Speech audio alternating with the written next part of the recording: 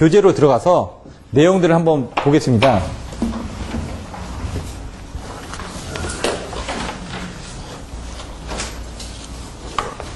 절연협조란, 여기 보시면 계통 내의 각 기기의 상호간 적절한 절연 강도를 가지게 함으로써 전력계통 설계를 합리적 경제적일수록 할 수 있게끔 한 것.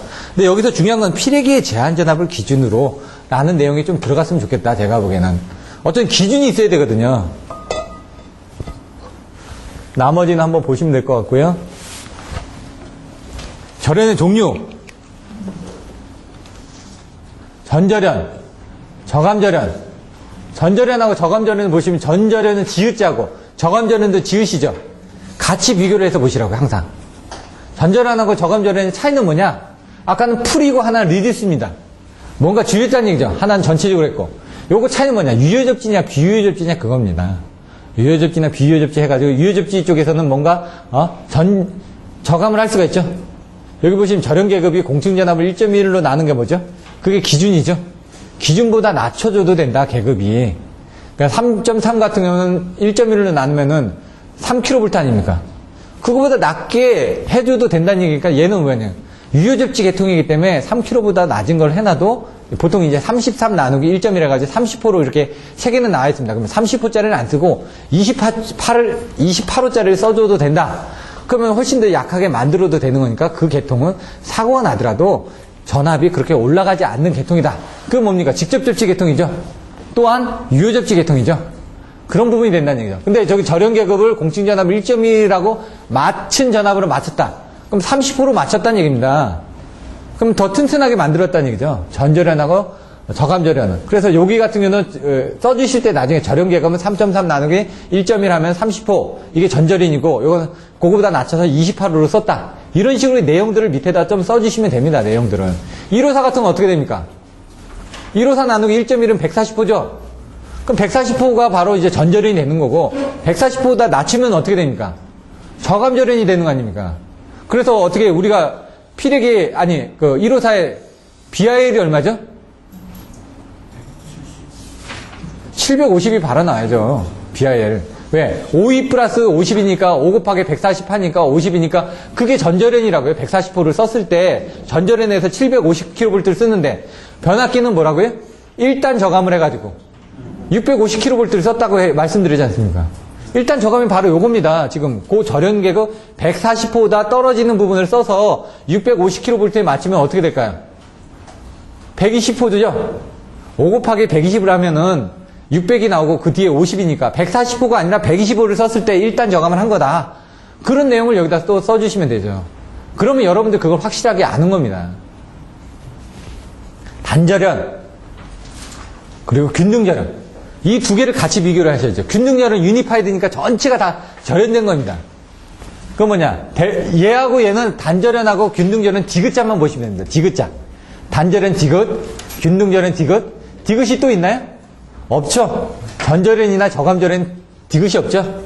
얘는 지읒으로 보고 쟤는 디귿으로 보시라는 얘기입니다. 기역으로 보면 어떻게 됩니까? 기역으로 보면 또 헷갈립니다. 균등절연 그리고 저감절연 할 때 기역자가 있거든요. 이거는 또 헷갈려진다는 얘기죠. 전절연하고 저감절연 같이 보고 균등절연하고 단절연 디귿으로 보시면 딱 됩니다. 외우실 때.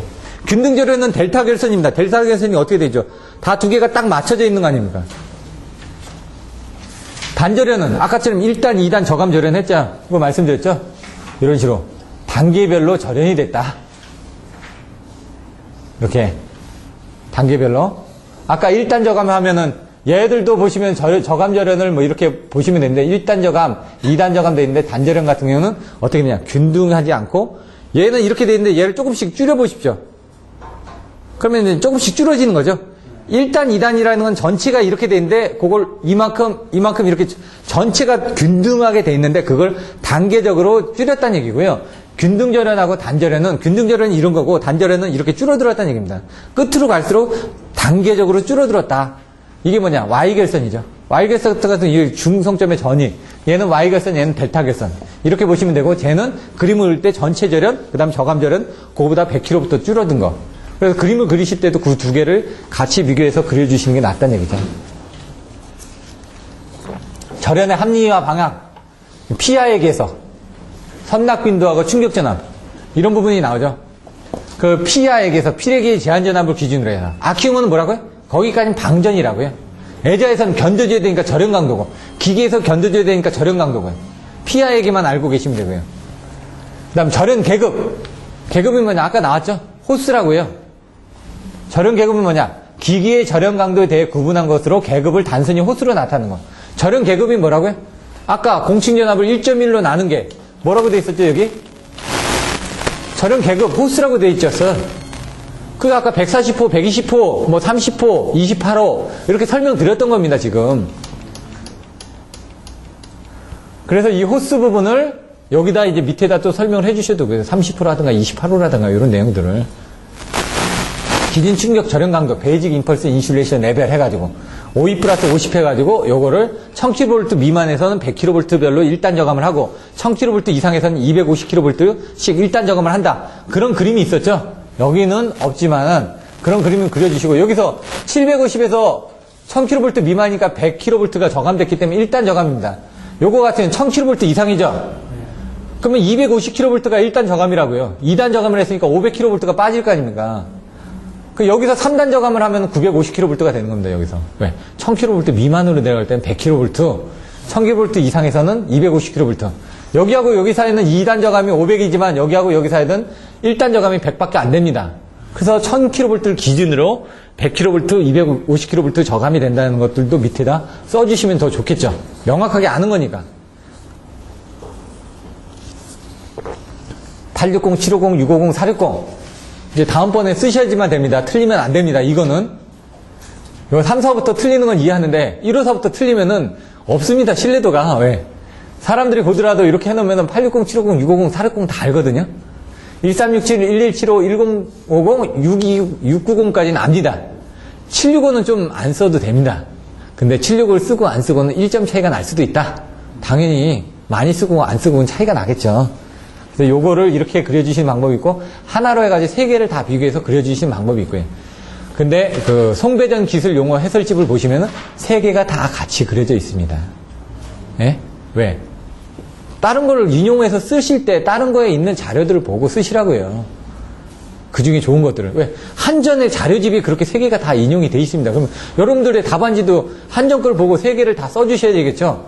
두 개 쓴 거하고 세 개 쓴 거하고는 분명히 차이가 있습니다. 발변전소의 절연 협조, 피가접이라면서요. 가피죠. 가공지선, 피레기, 철탑각 접지저항. 근데 이건 피레기 접지저항으로 그냥 썼죠. 그냥. 왜? 발변전소는 철탑각 이게 어찌 않습니까? 발변전소니까 철탑이라고 하기는 뭐하고 그냥 밑에 접지로 보고 배전선로 쪽은 철탑이 있지 않습니까? 그래서 그쪽에는 철탑이라는 부분이 들어가줘도 되고요. 송전선로는 애가 철교 불제역비. 애자로 절연한다. 가공지선을 설치한다. 철탑각의 접지정을 저감한다. 애가철 교락편을 설치를 한다. 되겠죠? 가공지선과 전력선의 충분한 거리를 유지하기 위해서 경관역선력을 방지하기 위해서 교락편을 설치한다 이거죠. 그럼 교락편 설치해놓고 가로 열고 경관역선락 방지. 이게 반드시 들어가야 된다는 얘기죠. 섬락, 역선락, 경관역선락. 섬락을 방지하기 위해서 뭐가 있었죠? 가공지선이 있었죠. 예? 피레기나 이런 것들이 있었죠. 그 다음에 경관역선락을 방지하기 위해서는 교락편을 설치했죠. 그럼 역선락을 방지하기 위해서는 예? 철탑각 적지정을 저감을 해서 왜냐면 거꾸로 애자에서 차고 넘어가는 걸 바깥으로 빼줘야 된다고요. 아까 그 처음에 섬락 같은 건 피레기를 달거나 아니면 가공지선을 달아가지고 다른 데로 빼주는 겁니다. 그것들도 생각을 하셔야죠. 그게 10점짜리로 3개를 물어보니까. 불평행절은 실시한다. 제가 1호사 같은 경우는 애자가 18개 달려있는 것도 봤다고 그랬잖아요. 보통 9개에서 11개인데 예? 왜? 차이를 둔다 이거죠. 하나는 13개, 하나는 12개. 13개짜리가 늦게 터지고 12개짜리가 터지는 겁니다. 먼저. 당연히. 그럼 13개짜리는 살아남을 거 아닙니까? 2회선을 동시에 운용한다면서요. 한 회선이 먼저 죽으면 나머지 한 회선은 50% 부하였다가 100% 부하를 되니까 송전을 할 수가 있습니다. 둘 다 12개면 둘 다 나갑니다. 안 된다는 얘기죠. 여러분의 그 패러슈트, 낙하산에도 보조 낙하산이 있습니다. 주낙하산이 아니더라도 보조 낙하산 피면 살 수는 있습니다. 빨리만 피면. 예? 늦게 피면 안 되죠. 그래서 걔가 필 수 있는 최저 고도 높이가 있습니다. 우리가 뭐 3000m에서 강한다. 그러면 딱 보시면 기압을 보고 어느 정도 안에서 그걸 펴줘야지 이 속도를 줄여지 거죠. 중력 가속도. 무게라는 건 뭐냐? 중력이 당기는 힘이 무게입니다. 그 1G, 2G 나오죠. 그게 뭐냐? 중력 가속도가. 그래서 기가 올라가면 올라갈수록 높이가 되니까 얘가 똑같아지는 거죠. 근데 이제 사과가 떨어지는 거냐, 사람이 떨어지나 똑같습니다. 중력 가속도는. 무게에 따라서 좀 차이는 있지만 높이에 따른 차이는 거의 없다는 얘기죠. 약간. 높으면 높을수록 사과가 저 위에서 떨어져가지고 머리 맞죠? 여러분 죽습니다. 사과 그 조그만 게 맞았을 때 아니요. 이 힘이 크니까, 중력 가속도가 크니까, 땡기는 힘이 크니까. 그러니까 고층에서 떨어진 거는 사소한 여러분 맞으면 죽습니다. 그래서 저희 같은 경우도 공사장 이렇게 다니죠. 일부러 피해 다닙니다. 옛날에 막 떨어져가지고 다치고 했던 그런 사례들을 많이 하니까. 자, 그런 것들 보시면 되고, 애가철교 불제역비, 불평형전환, 제폐로를 실시한다. 불제 역상배열을 한다. 뭐 피레철탑을 사용한다. 피레기를 사용한다. 이런 거 있고, 피가점, 가피점 이렇게 있다고 했죠. 그 다음에 절연 해가지고 어떻게 해야 된다. 보통 4배 이하기 때문에 문제가 되지는 않는다. 이런 내용들이 나왔었고요. 중성적 접지 방식, 목적이 뭐냐 이거죠. 항상 정의, 용도, 목적, 장점, 단점, 영향, 대책 뭐 이런 식으로 해가지고 여러분들이 자꾸 키워드를 만들어가지고 연습을 하셔야지만 어떤 조건이 나왔을 때 안 되면 그 형식을 보고 요거 이런 식으로 썼지. 그럼 그거하고 비슷하게 해서 써 나가는 겁니다. 그러면 대충 맞아 떨어진다는 얘기죠. 왜? 그걸 개념을 이해하고 있으면 그 형태대로만 끌고 가면은 말은 만들어낼 수가 있거든요. 그래서 자꾸 어떤 키워드를 가지고 자꾸 애워주시라는 게 형태를 애워주시라는 겁니다. 제가 답안지 쓸 때도 어떻게 되지? 자리를 만들어 놓으라고 일단 자리를. 그럼 채워지게 돼 있다고요. 어떻게든. 근데 형태를 못 만들면 못 만듭니다. 사람을 만들 때 몸하고 팔다리가 있으면 딱 보고 이게 사람이다 알죠? 눈사람을 만들면 그걸 눈사람이라고 합니까? 아니죠. 다리하고 팔이 구분이 없으니까. 형태를 만드는 건 뭡니까? 바로 이런 키워드를 가지고 자꾸 연습을 하다 보면 그 키워드에 있는 내용들이 자꾸 튀어나오면서 아까처럼 두 개를 비교해서 본다고 했죠. 생각 안 나면 다른 거 갖다가 막 유치해서 갖다가 말을 만들어내는 거죠. 왜? 그 사람들이 보는 거는 답안지를 어느 식으로 끌고 나갔는지 형태를 봅니다. 일단. 형태를 봐서 이런 식으로 끌고 나갔구나. 그리고 그 안에서 뭘 봅니까? 키워드를 봅니다. 그 안에서 뭘 봅니까? 그림을 봅니다. 그 안에서 수식을 봅니다. 이렇게 해가지고 점수를 매긴다는 얘기죠. 일단 형태가 중요하다는 얘기죠. 한눈에 봤을 때 눈에 띄는 형태. 그 형태를 하기 위해서는 어떻게 해야 된다? 여러분들 계속 쓰시는 방법밖에 없습니다. 계속 써가면서 이게 제대로 가는 형태인지 다른 사람하고 같이 보면서 요게 좀 부족하다. 요게 부족하다. 이렇게 자꾸 말씀드리지 않습니까? 아까도. 쉬는 시간에 와서 물어봅니다. 이거 지금 이렇게 하는 게 맞습니까? 그러면 제가 답변을 해드린다는 얘기죠. 왜? 여러분들이 자꾸 물어볼수록 여러분들 피드백을 받는 겁니다. 제가 가르쳐주는 것만 가져가시면은 한정될 수밖에 없습니다. 학원을 10년을 다니는데 똑같습니다. 왜? 스스로 공부를 하지 않으면 자기 게 안 된다는 얘기죠. 제가 여러분들한테 가르쳐주면 뭐합니까? 뭐 하면은 단계적으로 나오는데 전체적인 걸 물으면 단계적으로 안 나옵니다. 왜? 자기가 단계적으로 안 해봤기 때문에. 근데 중간중간은 나옵니다. 왜? 계속 했으니까. 중간에 뭐 물어보면 키워드 나오죠? 근데 여기서 요거 뭡니까 하면 넘어가면 안 나옵니다. 이 중간이. 그거는 전체적인 걸 머릿속에 안 넣었기 때문에. 그걸 어떻게 하냐? 그 훈련을 제가 여러분 30분 동안 시험 보실 때 하란 얘기입니다. 키워드를 가지고 목차에 키워드 넣어가면서 전체적인 흐름을 여러분이 짜나가시라는 얘기입니다. 여러분이. 제가 짜나가는 게 아니라 그 다음에 거기다 채워 넣는 거는 제가 채워 넣어 드릴 테니까 흐름을 종류별 유효접지 비유효접지 나오죠. 중성점 접지 방식에서 가장 중요한 게 앞에서도 나왔잖아요. 전절연 저감절연의 차이가 뭐라고요? 유효접지라고요. 그 다음에 여기서 이거 뭐 그 전에 설명드렸으니까 시간상 빨리 넘어가겠습니다. 뭐 여기 보시면 접지 개수가 0.75. 여기 보시면은 유효접지라는 게 뭐냐? 항상 나오는 게 일선지락시, 건전상해, 전압 상승이 평상시 대지전압에 1.3배 이하가 되도록 중성점 접지장을 조절하여 접지하는 방식이 바로 유효접지입니다. 중성점 접지장을 조절하는 겁니다. 유효접지가 되도록. 그런 내용들도 들어가줘야 된다는 얘기죠. 확실하게. 근데 이게 평상시 대지전압이 아니라 평상시 성간전압에 나가게 되면 얘가 75% 이하가 되도록. 그게 바로 접지개수입니다. 이게. 그래서 접지개수는 뭐라고요? 건전상 성간 전압이 들어가죠. 성간 전압. 대지 전압 상승. 이게 75%. 근데 이게 대지 전압이면 얘가 대지점이 되니까 얘가 1.3배 이하가 되는 거죠. 그것들을 정확하게 알고 계시면 됩니다. 뭐 75%, 80% 이런 것들은 조금씩 틀려집니다. 아까처럼 올라가면 뭐 80% 유효접지, 85% 유효접지, 뭐 75% 유효접지 전압에 따라서 틀려진다고 저번 주에 설명드렸죠? 저번 주에 설명드렸으니까 넘어가는 겁니다, 지금. 저번에 처음 시작할 때 여기도 설명드렸습니다. A자승 마이너스 1, A자승 마이너스 A, 벡터도로 해가지고 일선지락시에 일선지락시는 하나, Z0, Z2, EA. 이선지락시는 두 개, Z0, Z2. 앞에 부분 틀려진다. 반대로. 일선지락하고 요 반대로. 요거 생각나시나요? 벡터들을 가지고 그리시면 된다고요. 벡터들을 가지고 보시면은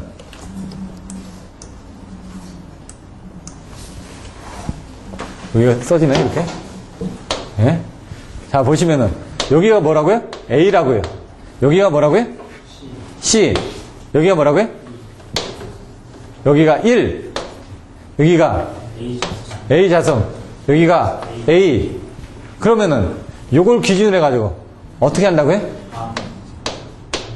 U. 그 B에서 사고가 났습니다. 전압을 볼 때는 어떻게 본다고요? 이쪽을 먼저 본다고요. 예? 근데 요거는 일선지락시에 지금 2B A자승에서 이게 지금 앞인데 앞에서니까 얘가 이쪽으로 본다는 얘기예요. 이렇게 맞나요? 이게 좀 헷갈리는 것 같은데? Z2 다음에 Z0 이렇게 나와야 되는데 순서가 Z0가 먼저 나와서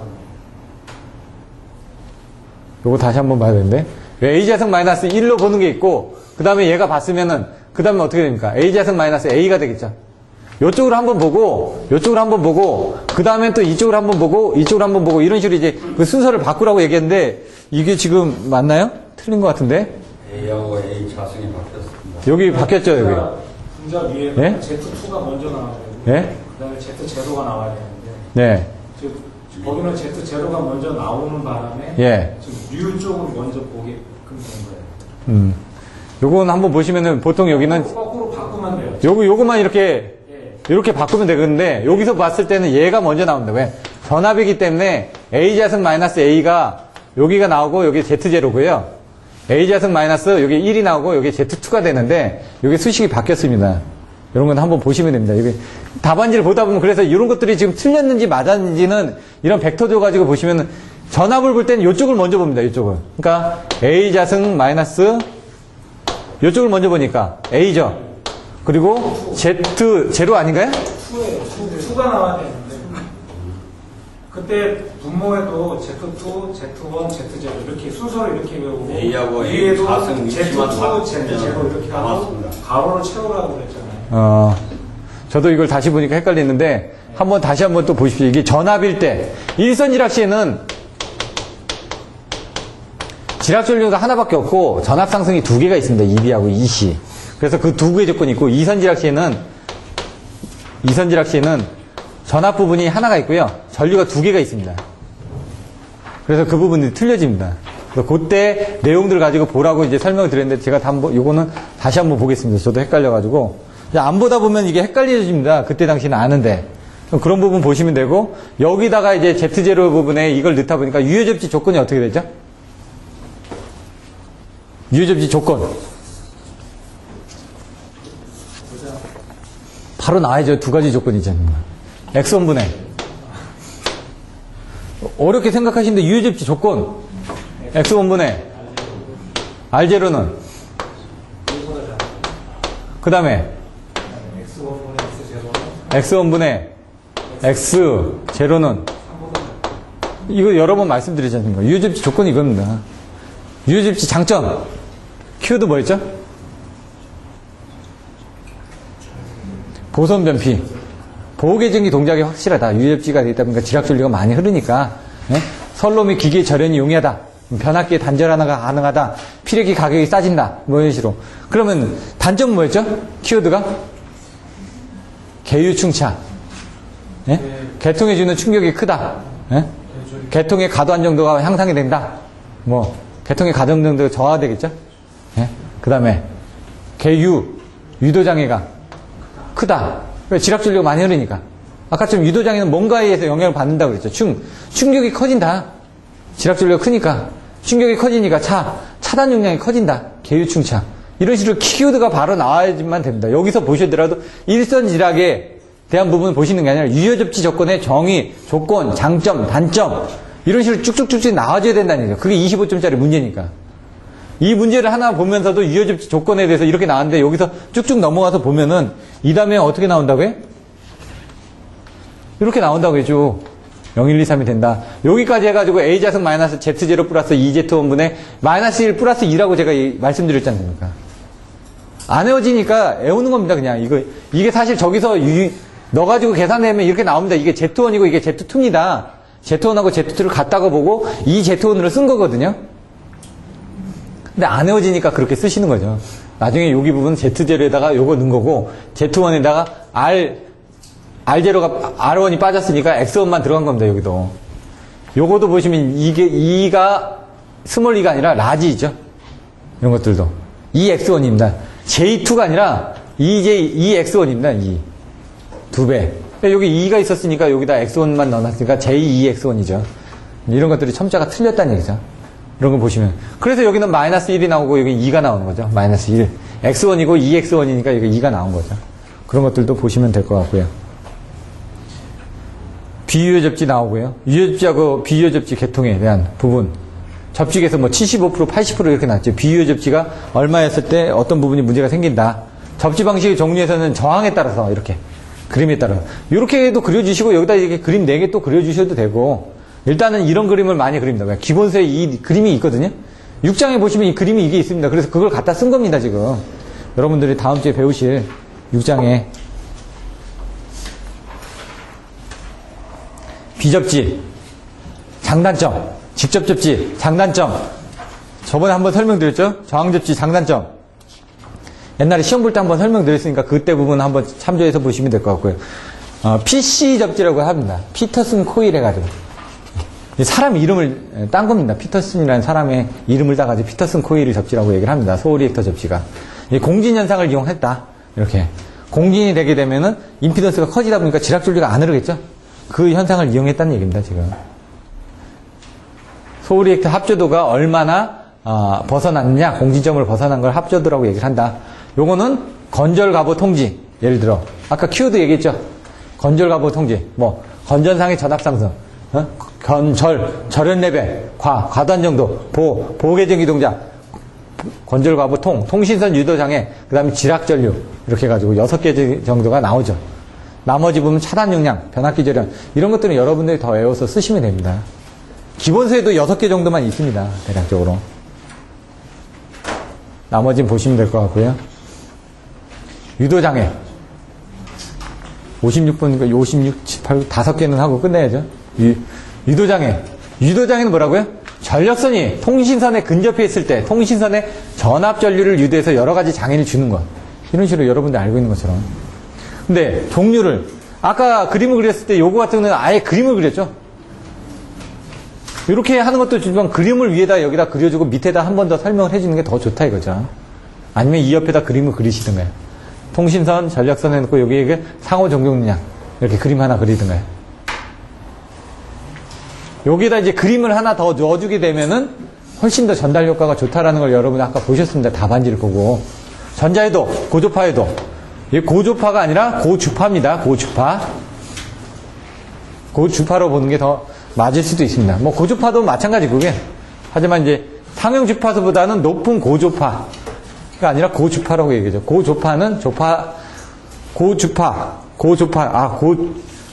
고조파는 50차수 미만, 50차수 이상이 고주파 이렇게 보시면 됩니다. 유도전압, 정전유도전압 이 그림이 나와야 된다고요. 그림이 안 나오면 안 된다고요. 똑같이 송전솔레의 영상전압과 통신선의 상호 정정용량 여기선 간단하게 종류를 설명해줬죠. 첫 시간에 아마 얘기했을 겁니다. 이 유도장애를 설명하면 어떻게 해야 되냐. 근데 개요를 설명 안 하면 안 된다고 그랬죠. 종류를 설명하면 안 하면 안 된다고 그랬죠. 나오고 나서 그 다음에 각각을 또 한 번씩 이렇게 세부적으로 들어가서 설명을 해주셔야 된다고요. 근데 정전유도전압은 별로 문제가 되지 않습니다. 평상시에 나타나는 거니까요. 사고 시에는 나타나지가 않습니다. 평상시 때 나타나고.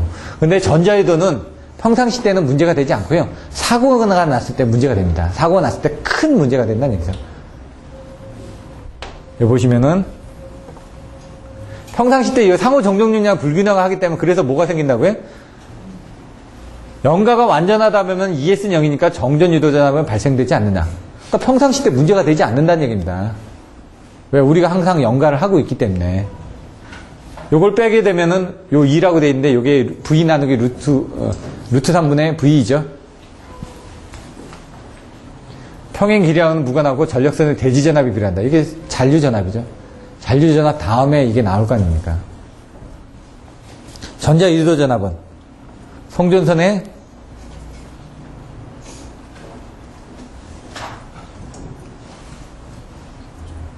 더 갔네 이게.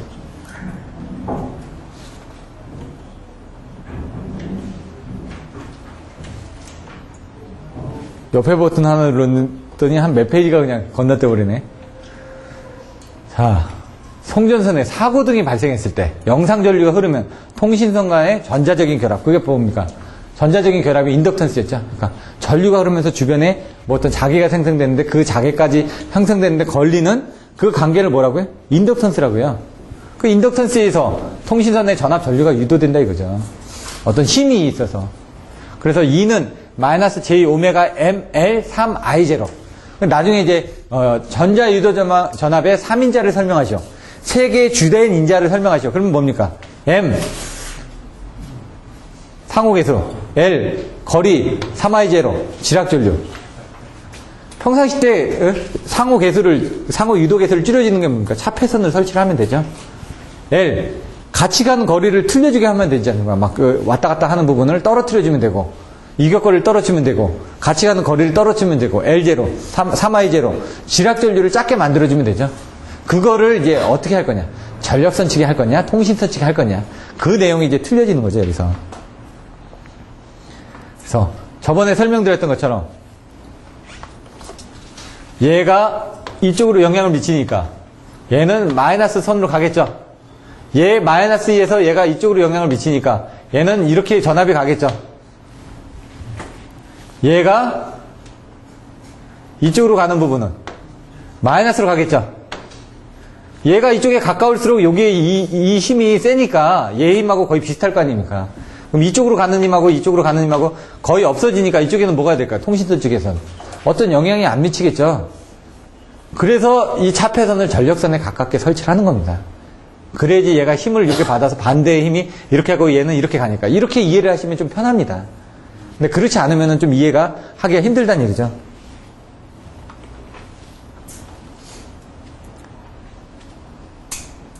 평상시는 삼상평행문으로 전자유도정이 없지만 지락고장 시에는 큰 문제가 발생한다. 아까는 지락고장 시 때 문제가 되지 않고 평상시 때 문제가 된다는 얘기죠. 전자유도 전압은. 그래서 그건 크게 문제가 되지 않습니다. 왜? 평상시 때 문제가 되니까 우리가 그걸 저감하기 위해서 어떤 식의 노력을 하는데, 얘는 평상시 때 문제가 안 되고 사고가 났을 때만 문제가 되기 때문에 얘를 어떻게 하기가 좀 힘들다는 얘기죠. 그래서 그거에 대한 것들을 줄여주기 위해서 아까 그 전자유도 전압을 줄여주기 위해서 어떻게 했냐, 세 가지 조건을 틀려줬죠. 차폐선이라든가 L이라든가 I0 지락전류 줄이기 위해서. 그래서 중성접 접지 방식을 바꾸는 거죠. 그래서 이 중성접 접지 방식과 유도장애가 같은 칸에 나와 있는 겁니다. 그래서 전력선 및 통신선 측에 차폐선을 설치한다. 외피를 접지한다. 영향을 덜 미치게끔 적당히 접지한다. 그럼 중간중간에 차폐를 해준다는 얘기죠. 거리를 짧게 하는 겁니다. 접지를 하는 건 중간중간에 어떤 대지전압에 비례하니까 아까처럼 뭔가 연결할 수 있는 그런 에너지를 줄여주는 거죠.